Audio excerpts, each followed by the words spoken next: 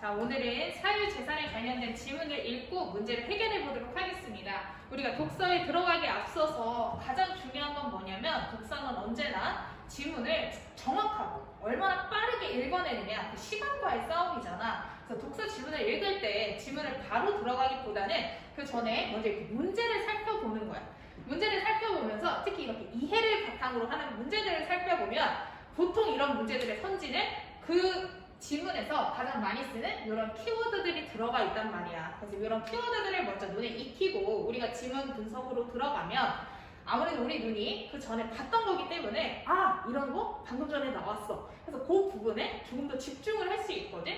그래서 우리가 문제를 먼저 살펴볼 건데요. 문제를 보시면 윗글에 대한 이해로 가장 적절한 것을 찾는 문제였고, 유류분권자, 유류분 부족의 무상 취득자, 무상 취득한 물건, 유류분 부족해, 혹은 반환, 그리고 소유권, 이런 얘기가 나오죠. 그럼 앞으로 진행될 이야기도 이런 키워드들이 나올 것이다 라고 감안하고서는 우리가 본문에 들어가도록 하겠습니다. 지문 분석에서 가장 중요한 건 각 문단별로 끊어서 보는 거야. 각 문단별로 끊어서 우리는 1문단부터 볼 건데요.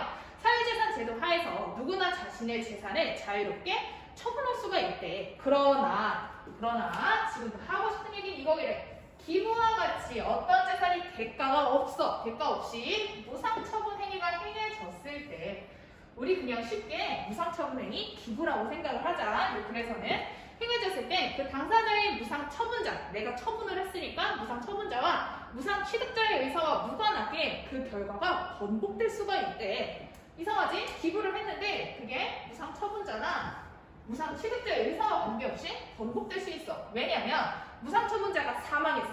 이렇게 기부를 했는데 기부한 사람이 사망해. 그럼 그때부터 뭐가 발생하냐면 상속이 개시되기 시작해.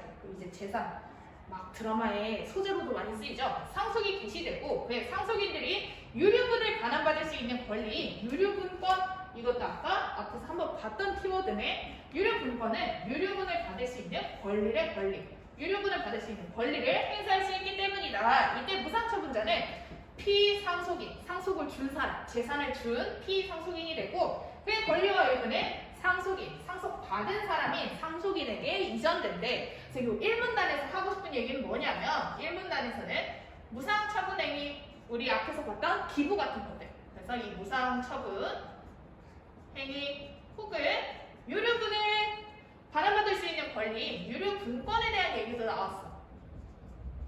근데 이보다 중요한 건 뭐냐면 사실 여기서 이야기하고 싶은 건 뭐냐면 피상속인, 상속인 이런 얘기가 나오잖아. 근데 이 이야기가 나오기 이전에 무상처분자,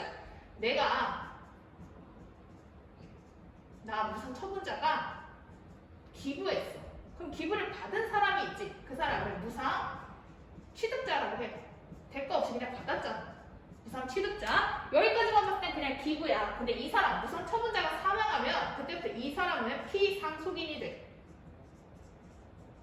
그래서 이 사람은 다시 상속인에게 재산을 줘야 되겠지. 근데 이때 이제 문제가 생기는 거래. 그래서 이 무상취득자, 무상처분자, 상속인과의 관계에 대한 얘기가 쭉 이어질 거예요. 유류분은 우리가 몰랐던 유류분에 대한 게 이 문단에 나오고 있지. 유류분은 이런 거래. 뭐냐면 유류분은 피상속인이 무상처분행위가 없었다고 가정할 때, 기부나 이런 걸 하지 않았다고 가정할 때 상속인들이 원래 상속받을 수 있었을 이익 중 법으로 보장된 부분이래. 이게 쉽게 얘기하면 이 문단에서 하는 유류분이라는 건 법으로 보장된 부분이야. 왜 보장된 거냐면 이 무상처분자가 기부 같은 행위를 하지 않았다고 가정했을 때 이 상속인이 다 받을 거라고 예상했던 이 무상처분자의 재산 이런 거겠지. 그래서 그거를 유류분이라고 한대. 그래서 그 부분은 법으로 보장을 한대. 만약 그래서 사례 첫 번째를 보여주고 있어. 상속인이 피상속인의 자녀 한 명뿐이라면 상속받을 수 있었을 이익의 2분의 1만 보장이 된대. 상속인들이 받을 수 있었을 이 유류분이지. 이 유류분은 상속 개시 당시에 피상속인이 가졌던 재산 A 이미 무상취득자에게 넘어갔어. 내가 기부했어. 기부한 재산의 가치를 더해서 산정을 하겠대. 이 유류분이라는 건 아까 앞에 우리가 표시했던 것처럼 상속인들이 상속받을 수 있었을 이익이야. 그래서 얘는 A, 이미 피상속인 이 사람이 가지고 있었던 재산에 이미 무상취득자에게 넘어간 기부한 그 재산을 합한 걸 이야기한대. 왜냐면 아까 앞에서 얘기했잖아. 유류분이라는 건 피상속인이 이 무상처분행위가 없었다고 가정할 때 상속인이 받을 수 있었을 이익을 이야기한대잖아.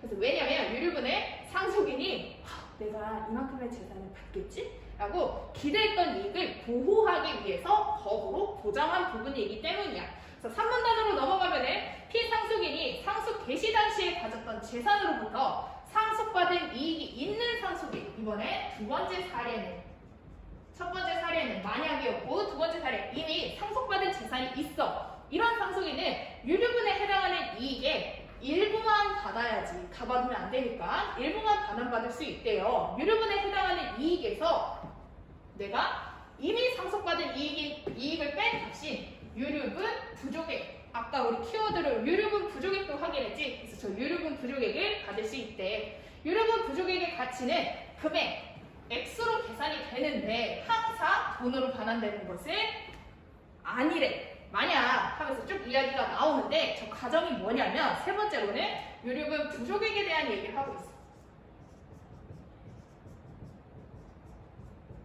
얘들아, 유류분과 유류분 부족액은 달라. 유류분 부족액은 이미 내가 유류분에서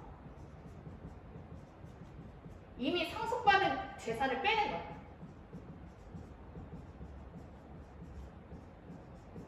그리고 유류분 부족액은 금액으로 계산되지만 항상 돈으로 받는 건 아니래. 그래서 무슨 가정을 보여주냐면 첫 번째로는 내가 뭐 재산 혹은 물건으로 받았어. 그럼 내가 얘를 반환할 때는 재산이랑 물건, 만약에 의자를 받았으면 그 의자 그대로, 물건 그대로 줘야 된대. 그래서 그 자체, 재산이나 물건 그 자체로 줘야 되고, 이게 재산이나 물건으로 받았을 때는 그 자체로 반환한다는 게 원칙이야, 원칙. 꼭 지켜야 된다는 거지. 근데 두 번째, 내가 재산이나 물건으로 받았지만 만약에 의자를 받았어. 근데 내가 의자를 부셔뜨렸어. 그럼 내가 반환이 불가능해. 내가 반환이 불가능할 때는 뭘로 줄 수 있냐면 돈으로 줄 수 있어. 그 세 번째, 읽어보면 알겠지만 그래? 나 의자로 줄 수 있어. 반환 가능해. 고장나지 않았어. 반환 가능한데 이 유류분권자와 무상취득자 간의 지금 계속 관계를 이야기하잖아. 근데 이 유류분권자가 무상취득자에게 나 그냥 돈으로 받을래 해서 서로 합의가 됐다는 전제 하에 합의가 됐다면 돈으로 받을 수 있대. 그래서 유류분 부족액을 받을 수 있는 세 가지의 가능성에 대해서 이야기를 해주고 있고요. 그 밑에 보면은 네 번째 문단. 무상처분된 재산이 물건이라면 유류분 반환은 어떤 형태로 이루어질까라고 하고 있는데, 얘들 비문학에서 항상 물어보는 건 여러분들에게 질문을 찾는 게 아니야. 어떻게 될까? 얘들 얘기해봐. 이런 게 아니라 답을 내가 말할 테니까 너네 잘 봐. 이 얘기를 하는 거야. 유류분 반환이 어떻게 이루어지는지를 쭉 보여주겠대요. 그래서 네 번째, 이제 무상취득자가 반환해야 할 유류분 부족액이 무상처분된 물건의 가치보다 적다면, 이런 가정이라면 유류분권자는 그 물건의 가치에 상당하는 금액에서 유류분 부족액이 차지하는 비율만큼 무상취득자로부터 반환받을 수 있대. 네 번째 이야기하고 싶은 건 뭐냐면 유류분 부족액이 물건의 가치보다 적어. 이때는 하나의 물건에서 원래 무상취득자가 가지고 있던 이 물건에서 유류분권자에게 그 해당하는 권리만큼 나누어 줘야 된대. 그래서 그걸 뭐라고 하냐면 그 비율만큼 줘야 되고, 그래서 그때 우리가 나눠주는 걸 이걸 소유권이라고 하는데, 그때 이 소유권, 각자의 몫이 되겠지? 이 소유권, 각자의 몫을 우리는 지분이라는 용어를 사용할 거래요. 그래서 앞으로 이런 용어는 잘 확인해놔야 되겠지? 이 지분이라는 용어를 사용해서 쭉 이야기를 하면서 이야기를 해주고 있어. 그래서 하나의 물건이 여러 명, 소유권이 여러 명에게 나눠지는데 이때 각자의 몫을 지분이라고 한대. 다섯 번째, 다시 물어보는 건 시가의 기준이야. 시가의 기준을 언제로 삼아야 될까라고 하고 있는데, 다섯 번째, 유류분 부족액을 계산할 때 언제 시가의 기준? 유류분 부족액을 계산할 때는 기준이 두 가지래. 상수, 개시, 당시.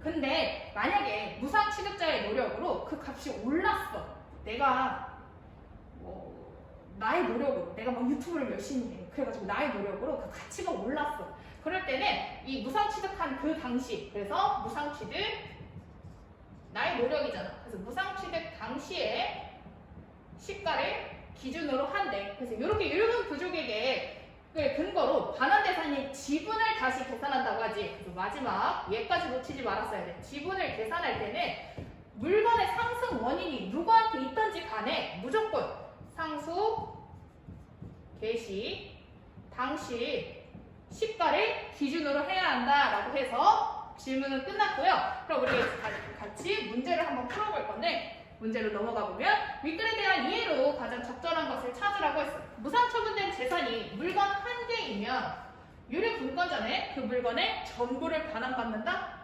그럴 수 없지 얘들아. 지금 우리가 계속 하는 게 뭐야? 이 물건이 하나일 때 얘의 몫을 나눠야 된대. 누구랑? 이걸 받은 무상취득자와 유류분권자가 그 몫을 나눠야 된대 라고 이야기하는 거니까 전부를 반환받을 수 없어. 요건과 사문단에서 찾을 수 있었고요. 2번, 무상처분된 물건이 반환되는 경우 유류분 부족액이 클수록 무상취득자의 지분이 더 커진대. 얘들아, 이건 유류분 부족액, 결국 유류분 부족액을 받는 사람은 누구야? 유류분권자야. 유류분을 받아야 되는 이 유류분권자가 유류분 부족액만큼을 받아야 되는 거잖아. 하나의 물건에서 유류분권자와 무상취득자의 지분을 쌓으려면 유류분권자의 지분이 커지면 무상취득자의 지분은 상대적으로 내려가겠지. 그렇기 때문에 얘는 같이 커질 수 없는 애들이야. 유류분 부족액과 무상취득자의 지분을. 3번, 무상취득자가 무상취득한 물건을 반환할 수 없게 된다면, 이런 과정이 나왔지. 반환할 수 없다면 우리는 뭘로 받을 수 있냐면 유류분 부족액을 돈으로 받아야 돼. 이러니까 지분으로 반환 틀렸어. 4번, 유류분권자가 유류분 부족액을 물건 대신 돈으로 반환하라고 요구해. 반환할 수 있는데 돈으로 반환하래. 근데 무상취득자는 합의를 하지 못했다면 무상취득한 물건으로 반환할 수 있지. 왜냐면 가장 중요한 원칙은 뭐야? 재산을 물건으로 받았다면 그 자체, 물건이나 재산 그 자체로 돌려주는 게 원칙이기 때문에 무상취득자가 합의하지 못했으면 당연히 물건으로 반환할 수 있어. 그래서 4번이 맞는 선지고, 5번, 무상처분된 물건의 일부가 반환되면 무상취득자는 그 물건의 소유권을 가지고 유류분권자는 유류분 부족액만큼 돈을 반환받게 된다라고 했는데, 얘들아, 우리가 지금 본 사례에서는 무상처분된 물건의 일부만 반환되는 사례는 보지 못했어. 그렇기 때문에 소유권은 누가 가지고 돈을 반환받는다? 알 수 없는 내용이에요. 그래서 마지막으로 정리하자면 우리는 4번을 답으로 선택할 수 있고요. 앞에서도 이야기했듯이 항상 질문을 풀기 전에는 문제를 보면서 키워드를 눈에 익히는 연습을 해야 됩니다. 그럼 오늘 여기서 마치도록 하겠습니다.